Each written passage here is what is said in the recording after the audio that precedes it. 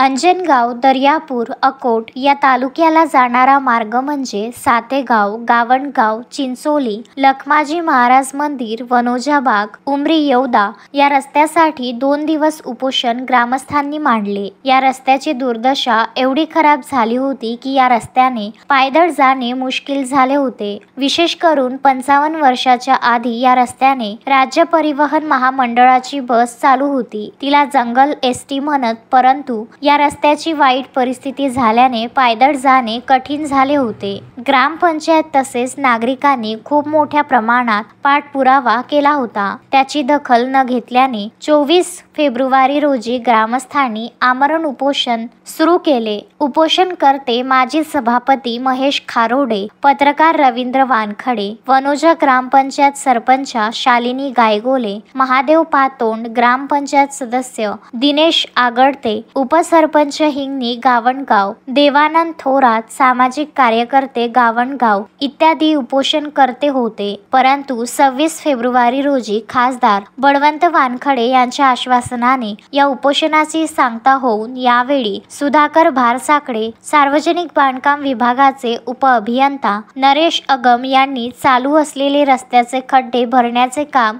चालू ठेवून अर्थसंकल्पात या रस्त्याकरिता निधी मागविण्यात येईल असे आश्वासन दिले। यावेळी कनिष्ठ अभियंता अक्षय गोऱ्हाड, आदिनाथ सानप, राजेंद्र गायगोले, छोटू मानकर, रमेश सावळे, चंदन गायगोले, सुरेश काकड, रवी नाते, मनोज मेळे, सिद्धार्थ सावळे, श्याम गायगोले, गजानन गायगोले इत्यादी नागरिक बहुसंख्येने उपस्थित होते।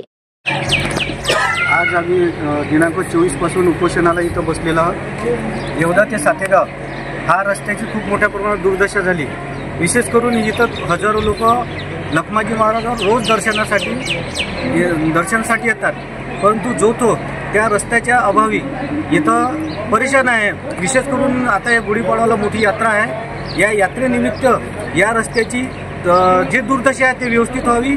वेळोवेळी संस्थांनी, आम्ही स्वतः आणि ग्रामपंचायतने कागदपत्र त्याची स्फूर्त मागणी केली की रस्ता दुरुस्त व्हावा, परंतु याकडे सार्वजनिक बांधकाम विभागाने कुठल्याच प्रकारचं लक्ष दिलं नाही। त्यासाठी आम्ही सर्व हे ग्रामस्थ सातही गावचे आज या उपोषणासाठी बसलेलो आहोत। ते आमच्या मागण्या पूर्ण करावा, अन्यथा आम्ही उपोषणापुढे चांगला तीव्र आंदोलन करणार।